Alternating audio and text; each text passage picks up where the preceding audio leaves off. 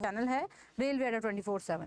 ठीक है, तो ये वाली सारी चीजें हम लोगों को ध्यान रखनी है, विचार करनी है, जवाब देनी है। ठीक है, तो आज थियरी वाला पोर्शन हम लोग शुरू कर रहे हैं, जैसा कि ऑब्वियस आप लोगों को कहा गया था।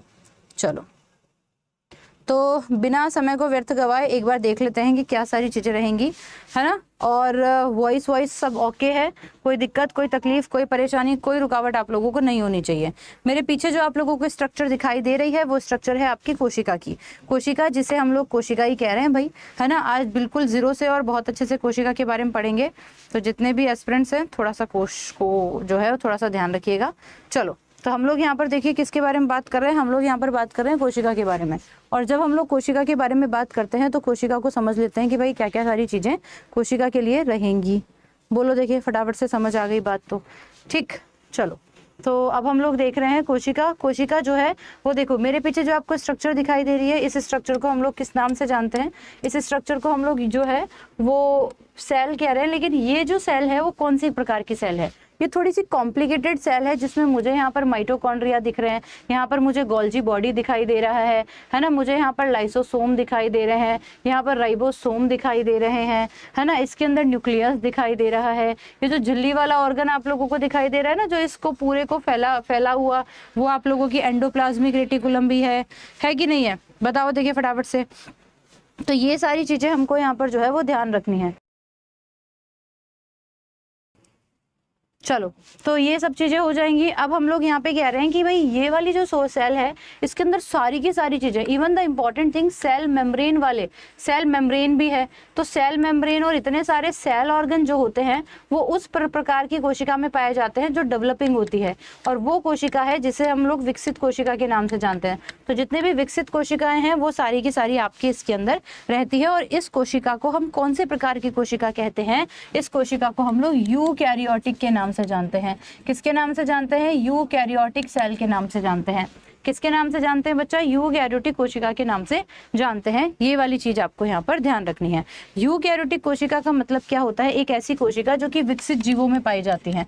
दुनिया में जब सबसे पहले कोशिका बनी तो वो ऐसी इतनी सारी डेवलप तो नहीं थी भाई। जितना फीचर आज के आईफोन के अंदर है या जितने भी फीचर आज के एंड्रॉइड में है, जब दुनिया में पहली बार फोन बना होगा तो इतने फीचर थोड़े ना रहे होंगे। बताओ देखिए, रहे होंगे क्या? नहीं रहे होंगे ना। तो उसके अंदर तो फीचर कम ही थे। यानी कि ये पुराने लोगों की कोशिका, मतलब पुराने जीवों के अंदर तो ये नहीं थी। तो पुराने जीवों के अंदर कौन से प्रकार की कोशिका थी? पुराने जीव जो कि वास्तव में पहली बार बने ही बने थे, उन जीवों के अंदर आप लोगों को ध्यान रखना है कि भाई प्रोकैरियोटिक कोशिका पाई जाती थी। पुराने वाले जीवों के अंदर जो पाए जाने वाली कोशिका है वो आप लोगों की जो है वो कौन सी कोशिका है?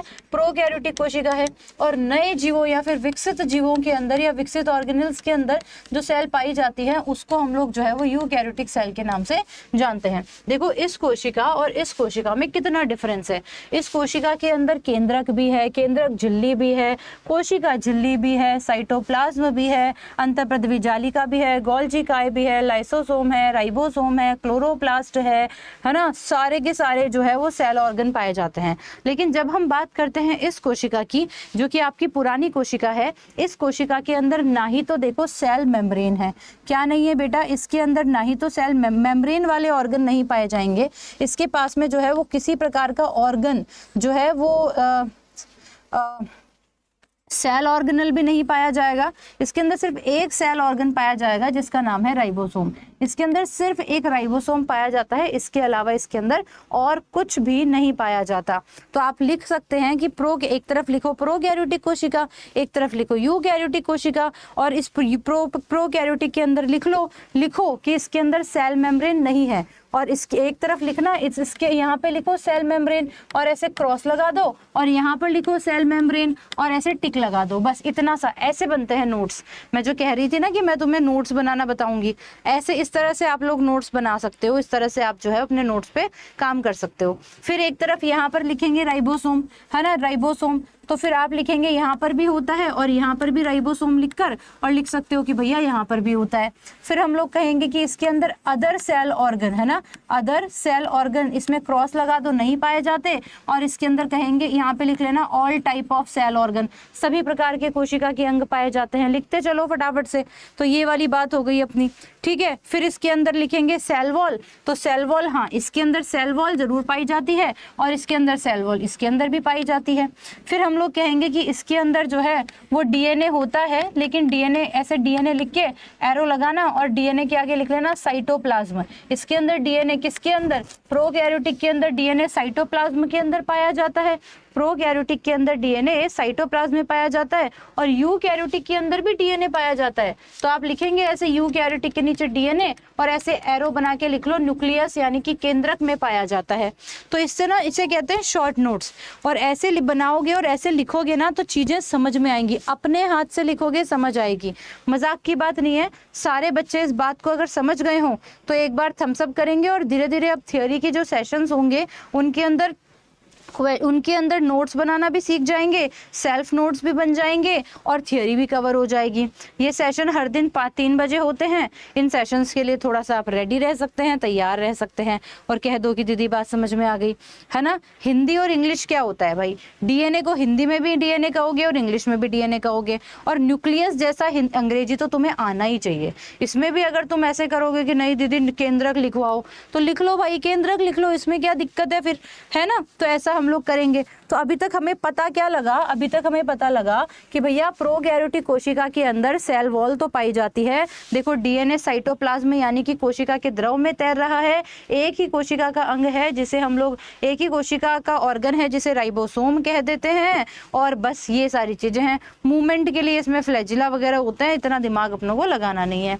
तो ये तो अपनी प्रोकैरियोटिक कोशिका हो गई। और यूकैरियोटिक कोशिका में समझ आया कि भैया माइटोकॉन्ड्रिया भी है, लाइसोसोम भी है, अभी सब पढ़ाएंगे। माइटोकॉन्ड्रिया क्या करता है, लाइसोसोम क्या करता है, ये क्या करता है, वो क्या करता है, राइबोसोम क्या करता है, साइटोप्लाज्म समझ में आ गया, कोशिका के द्रव को कहते हैं, है ना। एंडोप्लाज्मिक रेटिकुलम होती है। और सारे के सारे बच्चे जो है वो एक बार सेशन को भी जरूर से शेयर करेंगे। सेशन को शेयर करना जरूरी है क्योंकि फिर अपने बच्चों को पता नहीं लगेगा और इतने कम बच्चों में अपन सर्वाइव नहीं करेंगे। चलो अब ये तो बात समझ में आ गई कि भैया यूकैरियोटिक और प्रोकैरियोटिक कोशिका होती कौन सी है।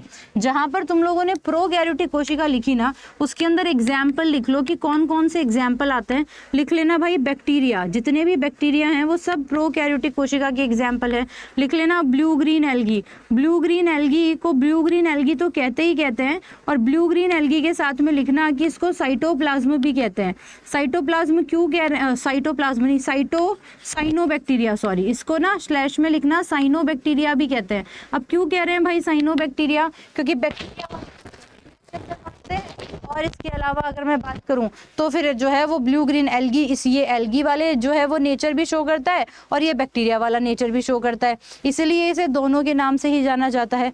ठीक है। हाँ, अब थियोरी पढ़ोगे तो नींद आना संभव है, क्योंकि जब कुछ अच्छा पढ़ रहे होते हैं ना जीवन में, तो हमेशा जो है वो आपको आपके जीवन के आसपास की नकारात्मक चीजें उस अच्छा करने से रोकेंगी। ये फैक्ट है।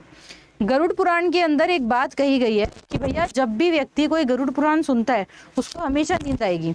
क्यों नींद आएगी भाई, बहुत ही लॉजिकल बात है, क्योंकि आप कुछ अच्छा पढ़ना चाह रहे हो और आप जब अच्छा पढ़ना चाह रहे हो तो आपकी जिंदगी संवर जाएगी। तो आपकी जिंदगी संवारने के लिए, आपके बिगाड़ने के लिए आपके आसपास बहुत नकारात्मक चीजें हैं। तो भाई यही नकारात्मक चीजें तुम्हें जो है वो नींद दिलाएंगी। अब तुम्हारी इच्छा है कि तुम या तो इस अच्छी चीज को नहीं पढ़कर अपना एग्जाम पास मत करना, और तुम्हारे पास इच्छा है कि अपने सारी ज्ञानेंद्रियों को, सारी ग्लैंड्स को बिल्कुल करके और बैठ जाओ कि यार ये मेरे लिए इंपॉर्टेंट चीज है, मैं इसको पढ़ लूं। समझ में आई बात कि नहीं आई है? ऐसे फोकस के साथ पढ़ोगे तो बहुत अच्छी बात है, और नहीं तो फिर ऐसे ही टाइम पास करते रहो, क्वेश्चन खेलते रहो और एग्जाम जो है वो पास होगा नहीं। वॉइस में इशू आ रहा है क्या? एक सेकंड चेक कर लेते हैं भाई। अब चेक करना, देखिए अब I think so voice clear होगी। आई थिंक सो अब वॉइस क्लियर होगी, एक बार चेक कर लेना। अभी ठीक है, अभी ठीक है ना, चेक करो फटाफट से। तो ये वाली चीज हो गई। साइनोबैक्टीरिया जो है वो भी लिखना, माइकोप्लाज्मा भी लिखना। माइकोप्लाज्मा जो सबसे छोटी सेल होती है, पीपीएलओ भी इसे कहते हैं, कई जगह पीपीएलओ भी लिखा होता है, कई जगह जोकर सेल भी लिखा होता है। तो इस तरह से इसी के अंदर स्लैश लगाकर लिख लेना कि जोकर सेल वगैरह और ये सब कहा जाता है। ठीक है, अभी वॉइस ठीक होगी, अभी वॉइस में किसी प्रकार की कोई दिक्कत नहीं होगी। सेशन को लाइक और शेयर तुम लोग कर देना।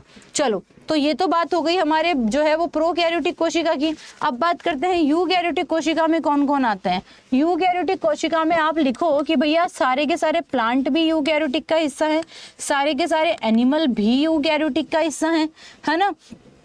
प्लांट और एनिमल तो यूकैरियोटिक का हिस्सा है ही। इसके अलावा आप लोग लिखो कि भैया एल्गी जो होती हैं वो भी यूकैरियोटिक में आती हैं, फंगाई जो होती हैं वो भी यूकैरियोटिक्स के अंदर आ रही हैं, है ना। प्रोटोजोआज भी कुछ यूकैरियोटिक के अंदर आ रहे हैं। ये सब यूकैरियोटिक वाली कोशिकाओं के एग्जाम्पल हैं।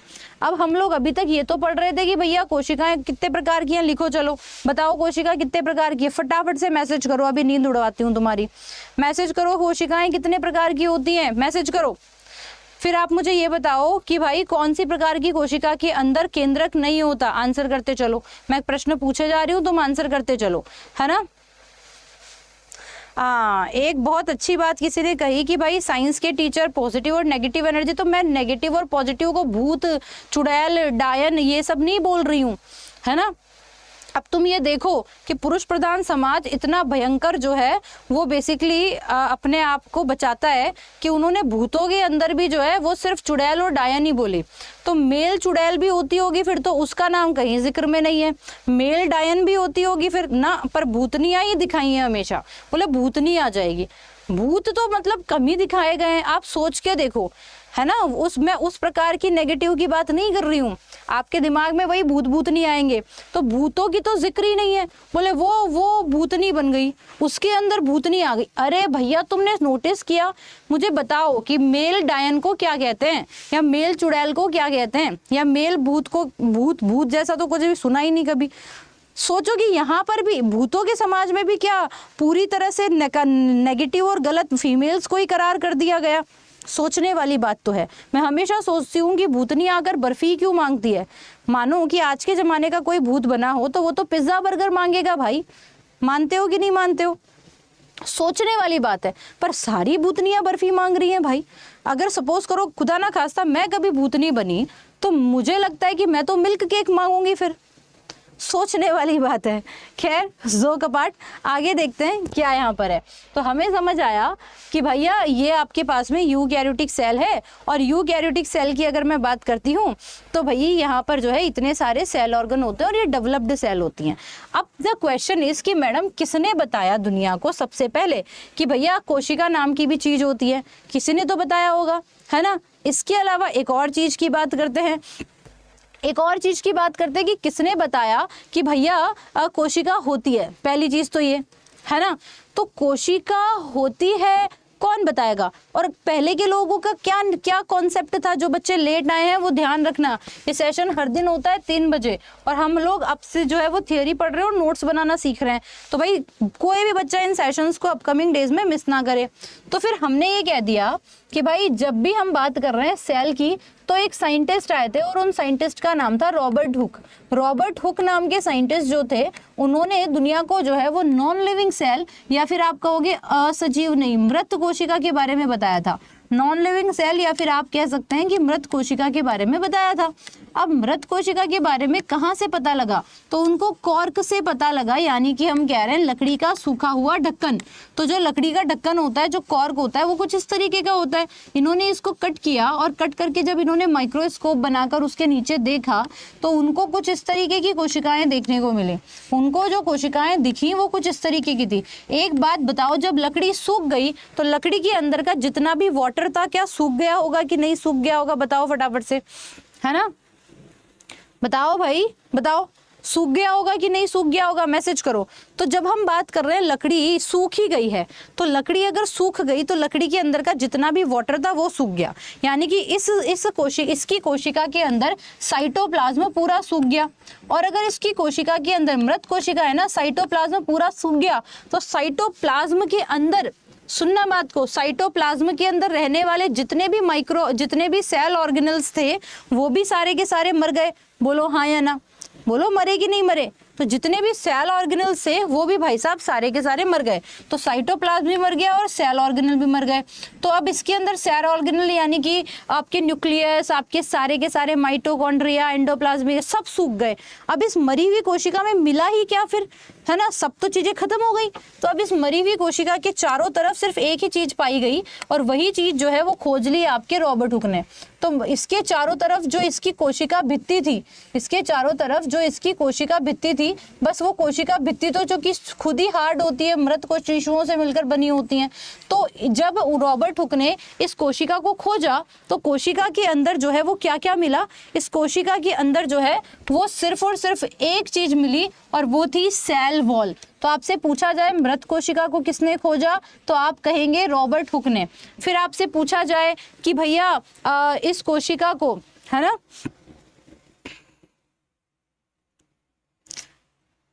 जुगनू चौहान जी का मुझे लगता है कि अंदर का मेल ईगो जाग गया है थोड़ा सा। अब क्या ही कहूं मैं, ऐसा कोई सा भी घर बता दो जिसने बेटों को नहीं पढ़ाया और बेटियों को ही पढ़ा दिया हो। और ऐसे बहुत सारे एग्जाम्पल मिल जाएंगे जहां पर बेटियां नहीं पढ़ी हैं लेकिन बेटे जरूर पढ़े हैं। तो जितने भी मेल ईगो वाले बच्चे हैं वो कृपया करके पढ़ाई पर काम करो, पढ़ाई पर बात करो, या फिर ये 60 मिनट तक सेम ही मैसेज करते रहना है तुमने, ये भी बता देना। तो हमने कहा सेल वॉल यानी कि कोशिका भित्ति। तो भाई रॉबर्ट हुक की जो है वो कोशिका भित्ति की अगर मैं बात करती हूँ तो कोशिका भित्ति जो है वो भी रॉबर्ट हुक ने डिस्कवर की और मृत कोशिका भी जो है वो रॉबर्ट हुक ने डिस्कवर की। और कह दो कि दीदी बात समझ में आई कि नहीं आई, तो आपसे पूछे कि रॉबर्ट हुक दुनिया में सबसे पहले कोशिका के बारे में बताया ही इन्होंने था। अब आप साइंस पढ़े हुए कितने बच्चे हैं जिन्होंने साइंस पढ़ी है और उनको पता होगा बेंजीन की संरचना भी कुछ इस तरीके की दिखाई देती है। बोलो हाँ या ना, आपको पता होगा बेंजीन की संरचना भी जो है वो कुछ इस प्रकार की दिखाई देती है। तो इन्होंने रॉबर्ट हुक ने इन कोशिकाओं को सेला नाम दिया था। क्या नाम दिया था बेटा? सेला नाम दिया था। सेला का मतलब पता है क्या होता है? खाली कमरा। सेला को उनकी लैंग्वेज में खाली कमरा कहा जाता था और यही सेला आगे चलकर जो है वो सेल के रूप में निर्मित हुआ, कोशिका के रूप में निर्मित हुआ। और एक बार सारे बच्चे कहेंगे कि हाँ जी दीदी बात तो समझ में आ गई, कह दो। और इसी तरीके से लिखना है भाई। नोट्स कैसे बनाए? ऐसे ही बनाना है, ऐसे डिजाइने बनाओ ताकि आपका नोट्स क्रिएटिव हो। और आपका नोट्स अगर क्रिएटिव होंगे तो आपको पढ़ने में, रिवीजन करने में बड़ा मजा आएगा। अब ये दिखते ही तुम्हें समझ आ गया खाली कमरा। जब इसके अंदर का सारा सिस्टम ही खत्म हो गया है तो फिर एक सेल वॉल ही बची, और सेल वॉल बची तो भैया वो क्या कहलाया? आपके सेला या फिर खाली कमरा वाला जो है वो कॉन्सेप्ट कहलाया। अब एक बार जितने भी बच्चे हैं सेशन को लाइक कर देना और अपने दोस्तों को फटाफट से शेयर कर देना। अब देखो आगे बढ़िया चीज बताती हूँ कि और क्या क्या चीजें हुई। ये तो समझ में आ गया, ऐसे ही लिखना है, ऐसे ही लिखना, इसी तरह से बनेंगे नोट्स। क्योंकि तुम्हारे नोट्स तुम जमा जमा के लिख के क्या तुम बेचकर पैसा कमाओगे? पहली चीज तो ये। और तुम्हारे नोट्स तुम्हारे अलावा किसी को समझना है, ऐसे नोट्स बनाओ। समझ में आ रही है? चाहे साम दाम दंड भेद जिस भी ट्रिक से बनाओ, पर सिर्फ तुम्हें समझ में आए वैसे नोट्स बनाओ, ताकि आखिरी में जब रिवीजन करो तो ग्रंथ नहीं बनाना हमको इंपॉर्टेंट बातें लिखनी है। तुम मुझसे कहते हो दीदी आपके नोट्स दे दो, दीदी के नोट्स तुम्हें खुद को नहीं समझ में आएंगे क्योंकि वो नोट्स सिर्फ मुझे समझ में आएंगे। समझ आ रही है? नोट्स ऐसे ही बनाओ। समझ आई बात? पड़ोसियों के नोट से पढ़ाई नहीं होती है कुछ भी। ठीक, चलो। तो अब हमने कहा भाई रॉबर्ट हुक ने फर्स्ट टाइम, पहली बार जो है वो बेसिकली किसको? सेल को डिस्कवर किया या सबसे पहले सेल को देखा। तो रॉबर्ट हुक ने सबसे पहले सेल को देखा, सबसे पहले सेल को देखा। इसीलिए जो है इनको क्या कहा गया? इसीलिए इनको जो है वो क्या कहा गया? ऐसे एरो बना के लिख दो भैया कि फादर ऑफ साइटोलॉजी कहा गया। क्या कहा गया? फादर ऑफ साइटोलॉजी कहा गया। अब साइटोलॉजी के आगे एरो बना के लिख दो कि साइटोलॉजी क्या होती है? लिख दो कोशिका का अध्ययन। क्या होती है भैया? कोशिका का अध्ययन। तो साथ ही सारी चीजें चलती जाएंगी। कोशिका का अध्ययन, या अंग्रेजी वाले लिख सकते हैं study of cell, study of cell called cytology. अब साइटोलॉजी शब्द किसने दिया, ये भी एक बड़ा प्रश्न निकल के आता है कि भैया साइटोलॉजी शब्द किसने दिया। भाई लिखते ऐसे ही नोट्स बनाने, मैं फिर कह रही हूँ कुछ अलग नहीं आएगा। अब देखो साइटोलॉजी शब्द किसने दिया, कुछ नहीं करना, ऐसो एरो बनाना है और ऐसे लिखना है शब्द, है ना, या फिर वर्ड गिवन बाय ऐसे बना लो। तो वर्ड गिवन बाय किसने दिया, आप लिखेंगे हर्टविग ने। किसने दिया बेटा, हर्टविग ने। तो ये लो खत्म कहानी, मैटर ही सॉल्व हो गया। अब यहाँ से सब समझ आ रहा है कि फादर ऑफ साइटोलॉजी कौन है, रॉबर्ट हुक है। ठीक है, कॉर्क के अंदर इन्होंने डिस्कवरी की थी, सब समझ आ रहा है। तो एक बार सारे बच्चे थम्स अप करेंगे, आ गई चीज समझ में। अच्छा, अब इसके बाद में बात करते हैं, रॉबर्ट हुक की बात चल रही थी ना, तो ये लो एरो बना के लिखो बुक। इनकी किताब का नाम क्या था, और यहीं पे ही एरो बना लो। अब इतने बड़े बड़े ग्रंथ लिखने की टेंशन खत्म कि रॉबर्ट हुक की पुस्तक का नाम माइक्रोग्राफिया था। रॉबर्ट हुक की पुस्तक का नाम अरे क्यों लिखना है भाई, एरो बनाओ, बुक लिखो और लिख दो माइक्रोग्राफिया।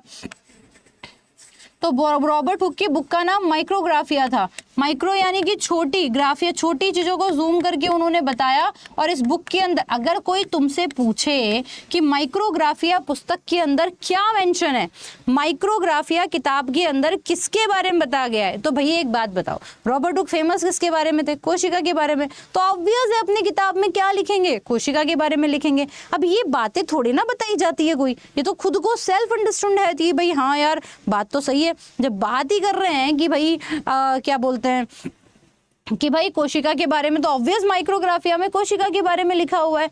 चलो आ गई चीज समझ में, कोई दिक्कत कोई शक, ये लो अपना रॉबर्ट हुक जो है वो आधे पेज में कंप्लीट हो गया। समझ आई बात। अब आगे देखते हैं। अब आगे फिर आए हमारे पास में, अब ऐसे लिखो, ऐसे लिखो लिविंग सेल। ठीक है, इसी तरीके से नोट्स बनाने हैं ताकि तुम्हें आगे तक समझ में आ जाए कि अच्छा ये चीजें होती हैं। लिविंग सेल का मतलब क्या होता है भाई, है ना। राइटिंग अपनी खराब है तो इसको इग्नोर मार सकते हो, सुन भी लो कि मैं क्या कह रही हूँ। सजीव कोशिका, सजीव कोशिका के बारे में किसने बताया, अभी इसके बारे में बात करते हैं। तो सजीव कोशिका के बारे में बताने वाले साइंटिस्ट का नाम था एंटोनी वॉन ल्यूवेनहुक। अब इतना बड़ा नाम तो याद होगा नहीं भाई, बात तो सही है, तो लिख लो भाई एवी ल्यूवेनहुक, बात खत्म, है ना। एवी ल्यूवेनहुक ने जो है वो बेसिकली दुनिया को सबसे पहले सजीव कोशिका के बारे में बताया। अब इनके बारे में बड़े सारे मिथ हैं भाई। साइंटिस्ट लोग ब्रश नहीं करते, साइंटिस्ट लोग जो है वो नहाते टाइम से नहीं है, साइंटिस्ट लोग सारे टाइम जो है वो डिस्कवरी और इन्हीं सब में लगे होते हैं। तो ये जब सारी बातें हुई तो एंटोनी वॉन ल्यूवेनहुक के बारे में खूब मत आए। कोई किताबें कहते हैं कि इन्होंने सबसे पहले प्रोटोजोआ को खोजा, कोई किताबें कहती हैं इन्होंने सबसे पहले बैक्टीरिया को खोजा, कई किताबें कहती हैं इन्होंने सबसे पहले शैवाल को खोजा, है ना। कई किताबें कहती हैं ब्रश कर रहे थे, गंदगी जो है वो ताजी, ब्रश तो करते नहीं थे, तो ताजी ताजी गंदगी देखी यार इसमें क्या चीज है, माइक्रोस्कोप के नीचे रखा, चेक किया, अरे भाई साहब कोशिका मिल गई, ताजे ताजे बैक्टीरिया चल रहे थे। अब बताओ कि बैक्टीरिया सिंगल सेल है कि मल्टीपल सेल है, बैक्टीरिया यूनिसेल्युलर में आता है कि मल्टी सेल्युलर में आता है, बैक्टीरिया एक कोशिकीय में आता है कि बहुकोशिकीय में आता है। तो बैक्टीरिया को डिस्कवर किया, अपन ये मान लेते हैं, और बैक्टीरिया को इन्होंने डिस्कवर किया। और जब हम लोग बात करते हैं कि इन्होंने बैक्टीरिया को डिस्कवर किया, तो इन्होंने यहाँ से लिखो एरो और लिख दो डिस्कवर्ड। और बैक्टीरिया को डिस्कवर किया तो आप लिख सकते हो ना कि एकल कोशिका है भाई, यूनिसेल्युलर है, और ताजा ताजा दांत से अभी अभी बैक्टीरिया निकाला था, तो ऑब्वियस है कौन सी कोशिका होगी, जिंदा कोशिका होगी। तो जिंदा कोशिका, कौन सी कोशिका को डिस्कवर किया, बैक्टीरिया को डिस्कवर किया। ये कोई नहीं पूछता कहाँ से डिस्कवर किया। अब क्या ल्यूवेनहुक ने सिर्फ बैक्टीरिया को ही डिस्कवर किया, है ना। अब कई बच्चे फिर ये कहेंगे दीदी पीडीएफ, अरे मूर्खों, तुम्हें इतनी सारी चीजें लिखवा रही हूँ, तुम्हें लिखवाना सिखा रही हूँ, फिर भी तुम नहीं लिख रहे हो, तो फिर क्या मतलब है तुम्हारा। एक एक चीज लिखवा कर सिखा रही हूँ कि बेटा ऐसे ऐसे जो है वो सारी चीजें लिखनी है, अपने नोट्स खुद बनाओ तभी जाके कोई काम होगा, नहीं तो फिर दूसरों के नोट से तो फिर वही कहोगे दीदी 1 नंबर से रह गए, दीदी 4 नंबर से रह गए, दीदी इस बार पेपर अच्छा नहीं हुआ। जब तक अपने हाथों से मेहनत नहीं करोगे तब तक कुछ नहीं होने वाला। तो हमने कहा भाई बैक्टीरिया को डिस्कवर किया, एकल कोशिका को। मैं इधर उधर की रामायण कुछ नहीं बताऊंगी, जो इंपॉर्टेंट है, जो एग्जाम में पूछा जाता है वही बताऊंगी। अब इसके बाद में नेक्स्ट चीज की बात करते हैं कि भाई एंटोनी वॉन ल्यूवेनहुक तो हो गए, इन्होंने भी कोई बुक दी थी क्या। अब देखो बुक के बारे में आता तो कम है, लेकिन मेरा मन है तुम्हें बताने का, तो मैं बता देती हूँ। द सीक्रेट्स ऑफ नेचर, इनकी बुक का नाम जो है वो क्या था, द सीक्रेट्स ऑफ नेचर। यानी कि प्रकृति के गुप्त रहस्य, बताना हो तो बता दो, लिखना हो तो लिख लो, नहीं तो कोई बात नहीं। अब एंटोनी वॉन ल्यूवेनहुक ने और क्या क्या डिस्कवर किया, तो यहाँ पर ये जो बड़ा सा एरो लगाया है तो डिस्कवर्ड है ना, या फिर आप लिख दो अदर डिस्कवरी या फिर अन्य खोजें, ऐसे भी तो लिख सकते हो ना, तो एक ही साथ सारा काम खत्म हो जाएगा। अन्य खोज की बात करते तो भाई साहब ने स्पर्म को डिस्कवर किया था, शुक्राणु को। फिर भाई साहब ने और किसको डिस्कवर किया, ब्लड सेल को डिस्कवर किया। फिर इन्होंने और किसको डिस्कवर किया भाई, बैक्टीरिया तो डिस्कवर किया हुआ ही है। फिर इन्होंने प्रोटोजोआ नाम का सूक्ष्म जीव जो है वो भी डिस्कवर कर लिया। तो स्पर्म, ब्लड सेल और प्रोटोजोआ ये सब की सब जो है ना,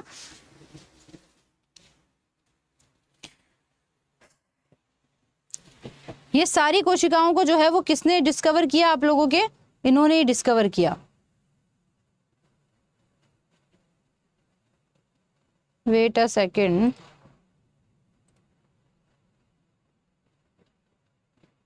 चलो अगला क्वेश्चन देखते हैं कि क्या यहाँ पर कहा जा रहा है। ये सारी चीजें तो आप लोगों को यहाँ पर समझ में आ गई। चलो अब ल्यूवेनहुक की भी बात समझ में आ गई कि भैया ल्यूवेनहुक ने इन सारी चीजों को डिस्कवर किया, नई कोशिका, लिविंग सेल को, ताजी ताजी जिंदा कोशिका को, इन सबको डिस्कवर करने का काम अपना एंटोनी वॉन ल्यूवेनहुक का था। अब कहानी में ट्विस्ट आता है भाई, मरी हुई कोशिका के बारे में भी पता लग गया, जिंदा कोशिका के बारे में भी पता लग गया। अब जो सबसे बड़ा कॉन्सेप्ट हुआ उसे समझो, है ना। अब हम बात करते हैं कि भैया दुनिया में पहले के लोगों को क्या लगता था कि कोशिकाएं जो है वो बेसिकली कैसे, नया जीवन कैसे बनता है। तो उन्होंने कहा भैया नया जीवन ऐसे बनता है कि कोई जानवर होते हैं अपने आप बन जाते हैं। भाई कोई लॉजिक है, जादुई शक्तियां हैं अपने आप बन गई, कोई लॉजिक ही नहीं है ना। या फिर ऐसा कह दे कि भाई कोई परियां, भगवान जो है वो बच्चे जो है वो गिफ्ट कर देते हैं, हाँ भगवान इतने खाली बैठे हैं। तो ये सारी पुरानी सेल थियरी चल रही थी अपनी, जो कि पुराने लोग जो है वो 16वीं शताब्दी के पहले के लोग माना करते थे। फिर एक साइंटिस्ट आए जिनका नाम था विर्चॉफ। क्या नाम था उन साइंटिस्ट का, विर्चॉफ। लिखो भाई क्या नाम था उन साइंटिस्ट का, विर्चॉफ। बोलो बोलो फटाफट से। हमने कहा कि भाई विर्चॉफ नाम के साइंटिस्ट ने फिर दुनिया को ये कहा कि बेटा ऐसा नहीं होता है कि भाई जो है वो अनाज के पास चूहे बन गए, ऐसा नहीं होता है। तो फिर उन्होंने कहा कि फिर क्या होता है भाई। मैं ना बाकी बच्चों को भी ब्लॉक करना चालू कर दूंगी अगर पढ़ाई के अलावा कुछ फालतू बात और की हो तो। मैं लिटरली बता रही हूँ, मुझे जब मैं थियरी पढ़ाती हूँ मुझे किसी प्रकार की कोई बकवास नहीं चाहिए, अभी बता रही हूँ। आगे हम लोग कह रहे हैं विर्चॉफ नाम के साइंटिस्ट ने एक रूल दिया जिसे हम कहते हैं ओमनी सेल्यूला ई सेल्यूला। किसके नाम से जानते हैं, ओमनी सेल्यूला ई सेल्यूला। ठीक है, तो ओमनी सेल्यूला ई सेल्यूला जो रूल था, जो प्रयोग था, वो आपका किसका था, विर्चॉफ का। इतना सा ध्यान रखना, ओमनी का मतलब क्या होता है, ओमनी का मतलब होता है पुरानी, सेल्यूला का मतलब क्या होता है, सेल, ई का मतलब होता है से, और सेल्यूला का मतलब सेल, यानी कि पुरानी कोशिका से नई कोशिका का निर्माण होता है। ये बात कौन बता रहा था, ये बात बता रहा था विर्चॉफ। विर्चॉफ ने कहा ऐसा नहीं होता, अनाज के अंदर चूहे नहीं बने, वहां पर कोई कोशिका है और कोशिका से नई कोशिका बनी है। गंदगी के अंदर कोई कोशिका है, कोशिका से नई कोशिका बनी है, समझ में। यानी कि ओल्डेस्ट सेल से न्यूएस्ट सेल का फॉर्मेशन होता है, बोलो हाँ कि ना। पुरानी कोशिका से नई कोशिका का निर्माण होता है। ये नहीं मानते हो तो आप ये कह दो कि पेरेंट सेल से डॉटर सेल का फॉर्मेशन होता है ना। ये भी नहीं मानते हो तो आप ये कहो कि भैया प्री एग्जिस्टिंग सेल से न्यू सेल का फॉर्मेशन होता है ना। जनक जो कोशिका होती है वो जो है वो संतति कोशिका का निर्माण करती है। ठीक है, ये वाली चीज आपको ध्यान रखनी है। ये बात किसने बताई, विर्चॉफ ने बताई। अब विर्चॉफ की बात को लोगों ने माना नहीं, बोले हाँ तू आएगा ज्ञान देगा अब हमको, तो विर्चॉफ की बात मानी नहीं गई और विर्चॉफ का ये रूल जो है वो कैंसिल हो गया। फिर उसके बाद में एक साइंटिस्ट आया जो विर्चॉफ को बचाने के लिए आया और उस साइंटिस्ट का नाम था लुईस पास्चर। क्या नाम था साइंटिस्ट का, लुईस पास्चर। लुईस पास्चर नाम के साइंटिस्ट थे और उन साइंटिस्ट ने दुनिया को कहा कि भैया विर्चॉफ सही बोल रहा है, तुम पागल हो, है ना। लुईस पास्चर नाम के साइंटिस्ट ने एक रूल दिया जिसे हम कहते हैं स्वान नेक थियरी, और इस स्वान नेक थियरी से विर्चॉफ के जो है वो कॉन्सेप्ट को सही साबित किया लुईस पास्चर ने। तो आपसे पूछा जाए कि लुईस पास्चर के रूल को सही साबित किसने किया, तो आप लोगों को यहाँ पर ध्यान रखना है ना, कि लुईस पास्चर नाम के साइंटिस्ट ने जो है वो स्वान नेक थियरी दी थी और इससे विर्चॉफ के नियम को सही साबित किया गया। ठीक है, डॉटर सेल का मतलब होता है नई कोशिका। नई कोशिका को आप डॉटर सेल कह दो, चाहे न्यू सेल कह दो, चाहे और जो है वो कुछ भी, मतलब डॉटर सेल का मतलब संतति कोशिका कह दो, कुछ भी आप कह सकते हो।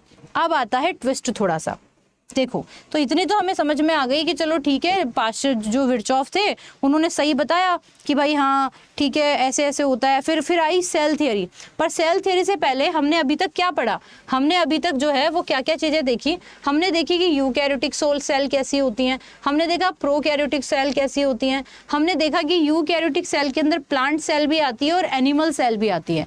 यानी कि अब हमें ये डिफरेंस क्रिएट करना है कि प्लांट सेल तो जो है वो क्या होती है और उसके अलावा जो है वो एनिमल सेल क्या होती है। What is the basic difference between plant cell and animal cell, इन सारी चीजों के बारे में हम लोग जो है वो बात करेंगे। किस किस के बारे में बात करेंगे, हम लोग प्लांट सेल के बारे में भी बात करेंगे और एनिमल सेल के बारे में भी बात करेंगे।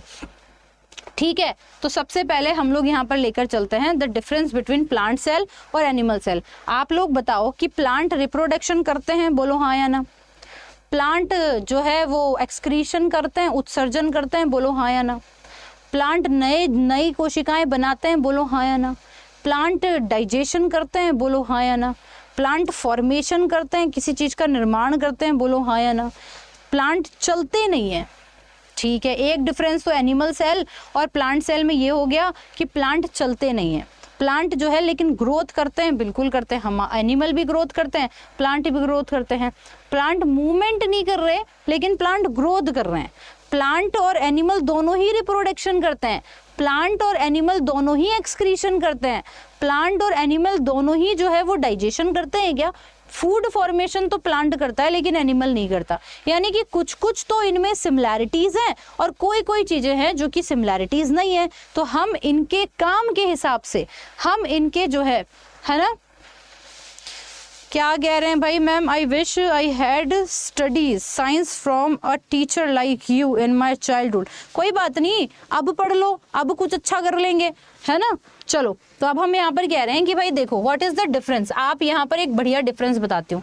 ये न्यूक्लियस देखो, प्लांट सेल में भी न्यूक्लियस होता है और एनिमल सेल में भी न्यूक्लियस होता है, बट द डिफरेंस इज, तुम देखो कि एनिमल सेल के अंदर ये न्यूक्लियस जो है वो मध्य में है, बोलो हाँ या ना।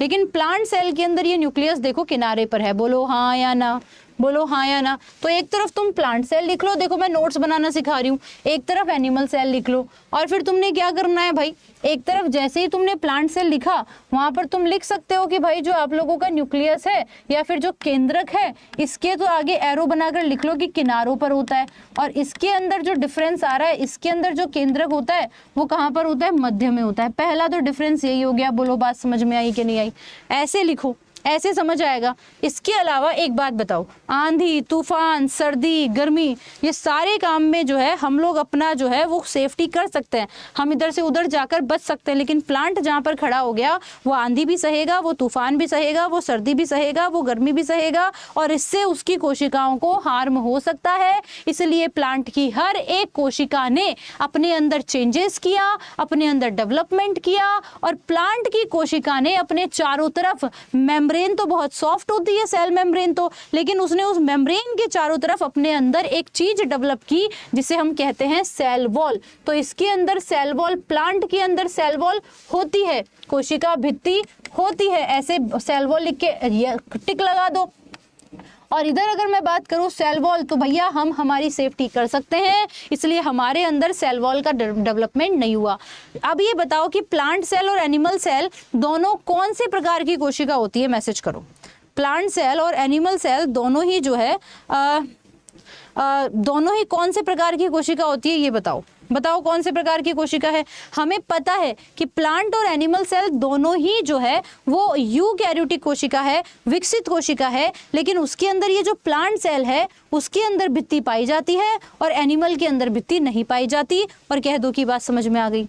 अब एक बात और बताओ, प्लांट के अंदर हरा रंग होता है, होता है, नीला रंग होता है, होता है, लाल रंग होता है, होता है, हरा पीला वायलेट पिंक ऑरेंज कोई सा भी कलर बोलो, प्लांट के पास सारे कलर मिलेंगे। लेकिन क्या इंसान हरे रंग का होता है, नहीं होता। पीले रंग का होता है, नहीं होता। तो फिर अगर इंसान हरे रंग का नहीं होता तो फिर माधुरी दीक्षित ने क्यों गाना गाया कि हम पे ये किसने हरा रंग डाला है। ये बॉलीवुड वाले पागल बनाते हैं तुमको। ये बात मैं तुम्हें हर बार प्रूफ करती हूँ, पर तुम फिर भी ये बॉलीवुड वालों से बड़े ही इंप्रेस रहते हो, पता नहीं क्यों।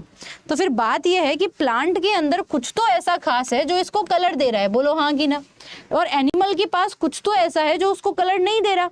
तो प्लांट के पास एक स्पेशल सेल ऑर्गेनल होता है जिसे हम लोग प्लास्टिड कहते हैं। प्लांट का ये सेल ऑर्गेनल है, भूल जाओ तो ऐसे कोष्टक में लिख लेना कि कोशिका का अंग है। तो प्लांट की कोशिका के अंदर प्लास्टिड नाम का, इसे हिंदी में कहते हैं लवक, आप प्लास्टिड याद रखोगे तो ज्यादा अच्छा रहेगा। इसके पास प्लास्टिड होता है, और यहाँ पर अगर बात करूं तो हमारे पास प्लास्टिड नहीं होता। ये सब हमारी प्लांट सेल और एनिमल सेल के डिफरेंस है। देखो 1 या 1.5 पेज के अंदर तुम्हारे सारे इंपॉर्टेंट नोट्स भी बन जाएंगे, पेज भी बच जाएगा, और बढ़िया मजेदार शॉर्ट नोट्स भी बन जाएंगे जो तुम बहुत अच्छे से जो है वो क्या कर सकते हो, रिवाइज कर सकते हो। और एक बार सारे बच्चे कहेंगे कि दीदी बात तो समझ में आ गई। फिर इसके बाद में प्लांट और क्या स्पेशल करते हैं, भाई प्लास्टिड हो गया, ठीक है, तो और जबकि इसके पास प्लास्टिड नहीं है, तो ये तो आपका लवक वाला काम हो गया। अब एक और चीज बताती हूँ, प्लांट के अंदर है कुछ माइटोकॉन्ड्रिया है, एनिमल में भी है। प्लांट के पास राइबोसोम है, एनिमल में भी है। प्लांट के पास एंडोप्लाज्मिक रेटिकुलम है, एनिमल में भी है। प्लांट के पास गोल्जी बॉडी है, एनिमल में भी है। हमारे अंदर सब चीजें सेम है, जो एक्स्ट्रा है वो मैंने बता दी, लेकिन प्लांट के पास में डिफरेंस इतना सा है। इन सब चीजें होने के बाद भी देखो प्लांट की कोशिका कितनी खाली खाली दिख रही है, और एनिमल की कोशिका देखो कैसे भरी भरी दिख रही है। तो इसका रीजन क्या है? इसका रीजन ये है कि प्लांट, जैसे मानो कि प्लांट के पास में 4 माइटोकॉन्ड्रिया हैं, लेकिन एनिमल के पास में 400 माइटोकॉन्ड्रिया हैं। प्लांट के पास में 250 राइबोसोम है, तो एनिमल सेल के पास में 2.5 लाख राइबोसोम है। क्योंकि हम थोड़ा सा एडवांस जो है वो, तभी तो मैं बोलती हूँ कि मनुष्य सबसे बड़ा जानवर है, तो सारे काम थोड़े एडवांस करेगा, इसलिए इसकी कोशिका में खाली स्थान बहुत ज्यादा है। इसकी कोशिका के अंदर खाली स्थान बहुत ज्यादा है, ब्लैंक स्पेस बहुत ज्यादा है। और वो ब्लैंक स्पेस क्या कहलाता है, बताओ देखिए क्या कहलाता है, मैं तो भूल गई। किसी को पता है क्या वो ब्लैंक स्पेस क्या कहलाता है? लिखो, वैक्यूल्स कहलाता है। क्या कहलाता है? तो इसके पास वैक्यूल्स होती हैं। कितनी होती हैं? लगभग 90 से 95% भाग कोशिका का खाली होता है, और उसे हम वैक्यूल के नाम से जानते हैं। इन हिंदी भी से रिक्तिका के नाम से जानते हैं। किसके नाम से जानते हैं? रिक्तिका के नाम से जानते हैं। जबकि मैं अगर एनिमल की बात करती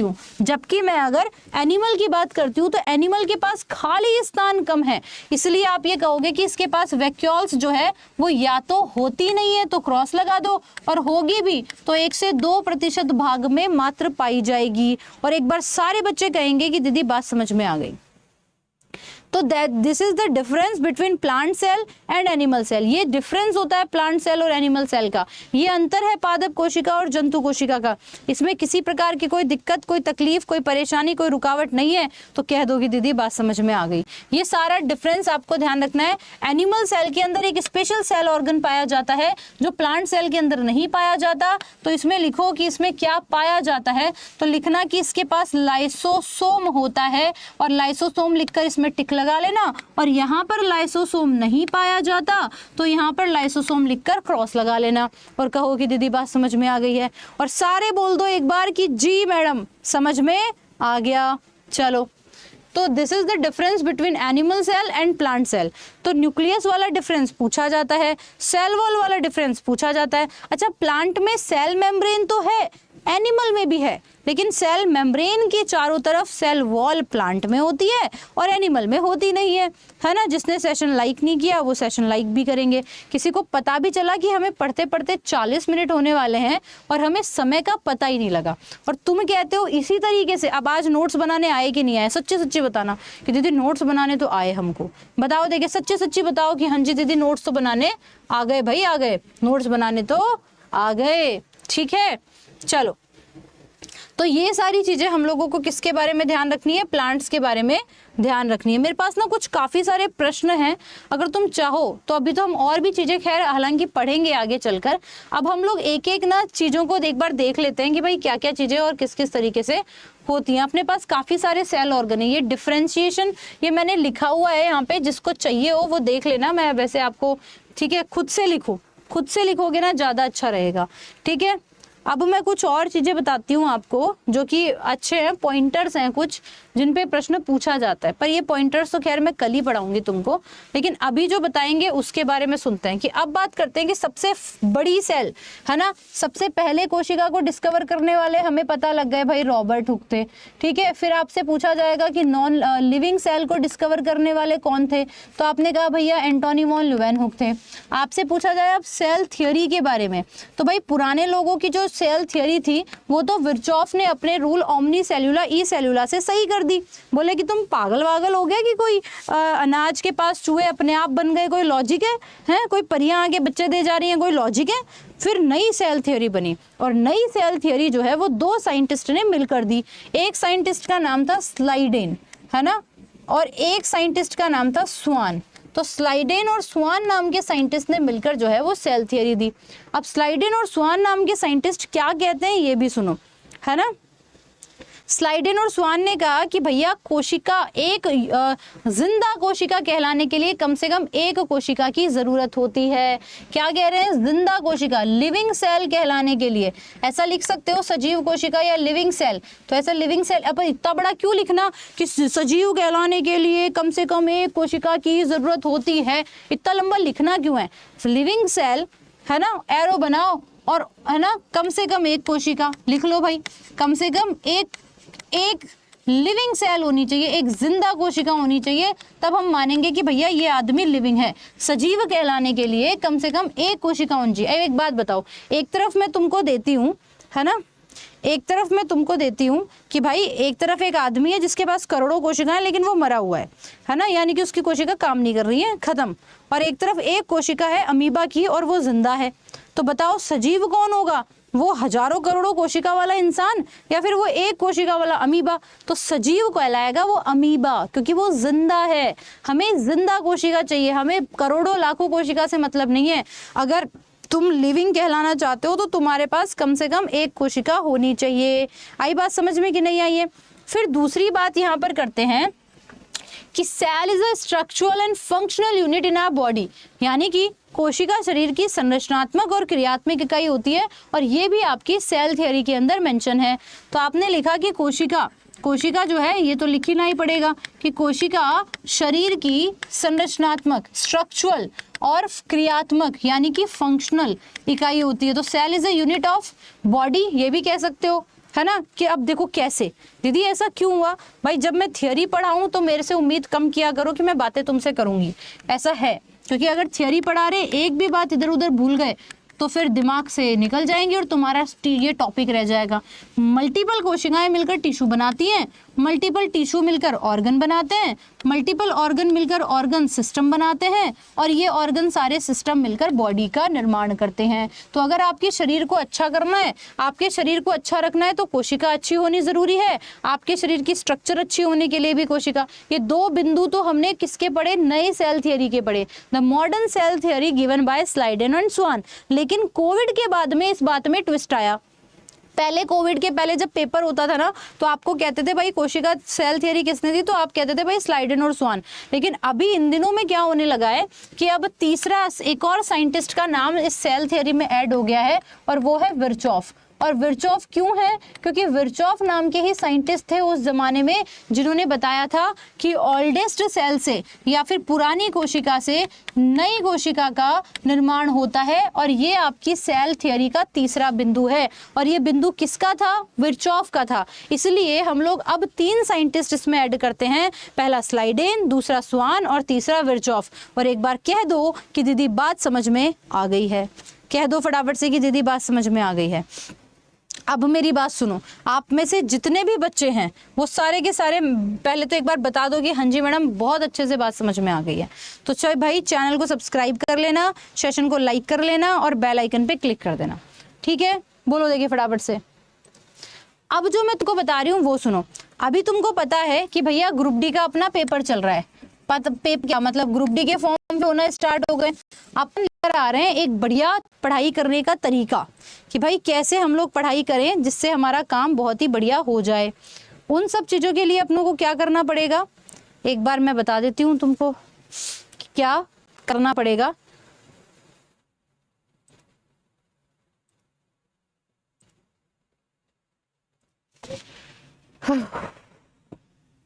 तो मेरी बात जो है वो थोड़ी सी ध्यान से सुननी पड़ेगी तुमको।